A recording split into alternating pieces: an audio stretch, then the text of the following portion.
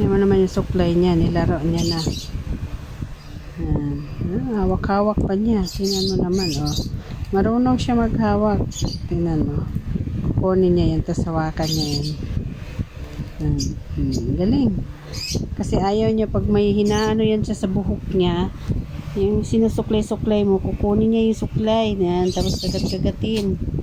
Yan, gat-gat-gatin. Tingnan mo, hinawakan niya na. Diba? Galing ng Max namin na makulit yan. Max makulit. Pag walang tao rito sa bahay, yan lang siya. Iniiwanan lang namin siya. Tapos lalagyan namin ng laruan. Tapos lalagyan namin ng electric fan lang. Siya lang mag-isa. Yan. Tapos pagdating ng kuya niya, pagdating ng anak ko, ayun.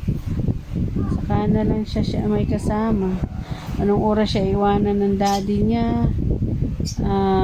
Alas 9 siguro, imidya, or alas 9:15, yan. Iniwanan na yun siya ng daddy. Tapos, ayun, siya na lang mag-isa. Lagay lang siya dito. Lock niya siya dito sa kwarto. Siya lang mag-isa. Wala siyang kasama. Kasi ayaw niyang ilagay siya sa kulungan. Iyak siya ng iyak. Kaya dito na lang siya. Yan. Ganyan lang siya.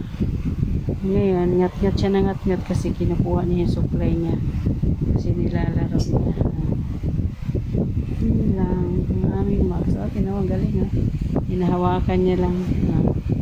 Hinahawakan niya talaga. Tingnan mo. Tingnan mo. Ayan o. Ayan.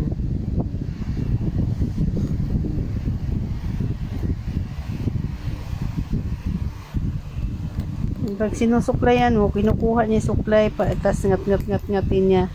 Kasi, yan. Pag hindi mo siya, yan na, nahawakan niya. Dalawa niyang pa.